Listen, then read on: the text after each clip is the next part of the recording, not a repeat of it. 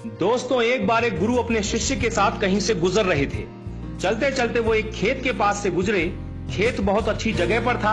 वहां की जमीन बहुत उपजाऊ थी, पर उस खेत की हालत देख के लगता था कि उस खेत का मालिक उस पर जरा भी ध्यान नहीं देता है। पूरी तरह से उजाड़ सी हालत थी उस खेत की।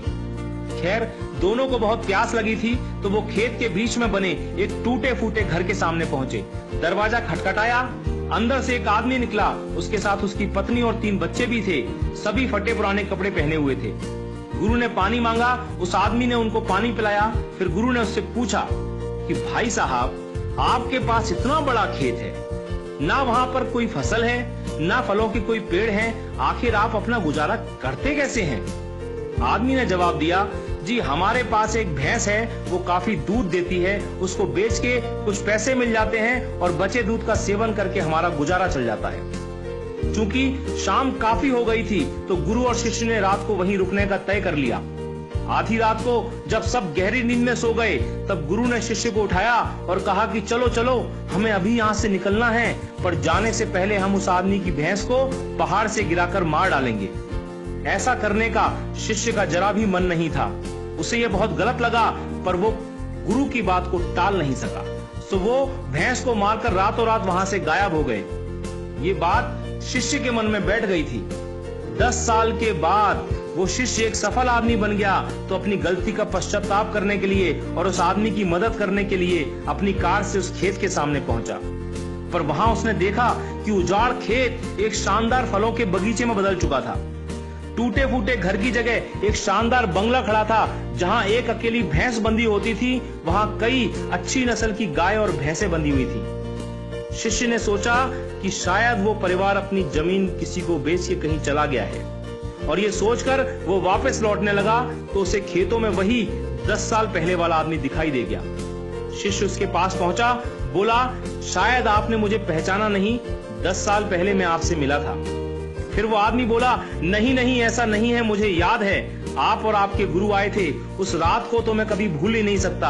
आप लोग बिना बताए चले गए, पर उस दिन न जाने कैसे हमारी भैंस पहाड़ से नीचे गिर के मर गई। कुछ दिन तो समझ ही नहीं आया कि क्या करें, पर जीने के लिए कुछ तो करना था, सो लकड़ी काट कर बेचने लगा। पैसे आए तो खेत में बुआई कर दी। फसल अच्छी हुई तो उसे बेच के फलों के बगीचे लगा दिए। काम अच्छा चल पड़ा और आज मैं आसपास के 1000 गांवों में सबसे बड़ा फल व्यापारी हूँ। शिष्य बोला, ये काम आप पहले भी तो कर सकते थे। तो आदमी बोला, तब जिंदगी बिना मेहनत के गुजर रही थी, कोई रिस्क नहीं था, तो लगा नहीं कि मेरे अंदर इतनी क्षमता है, सो कोशिश ही नहीं की। पर जब भैंस मर गई तो हाथ पांव मारने पड़े और फाइनली मैं यहाँ तक पहुंच गया।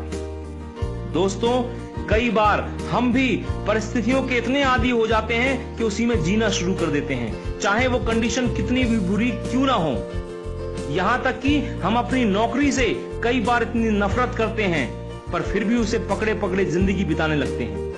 कई बार नए अवसर के बारे में हम बस इसलिए नहीं सोचते क्योंकि पुराने से हमारा दाल रोटी का खर्चा निकल रहा होता है। हम डरते हैं रिस्क लेने से, और सिर्फ इन्हीं वजहों से हम कभी अपने फुल पोटेंशियल को रियलाइज नहीं कर पाते। हम अपनी क्षमताओं का पूरा उपयोग नहीं कर पाते, जिससे हमारी लाइफ कहीं बेहतर बन सकती है। दोस्तों, सोचिए कहीं आपकी लाइफ में भी कोई ऐसी भैंस तो नहीं है जो आपको एक बेटर लाइफ जीने से रोक रही है। आपने कहीं उस भैंस को बांध के तो नहीं रखा है, और यदि लगे कि ऐसा है तो आगे बढ़िए, हिम्मत करिए और काट के फेंक दीजिए उस रस्सी को जो आपको बांध के रखी हुई है।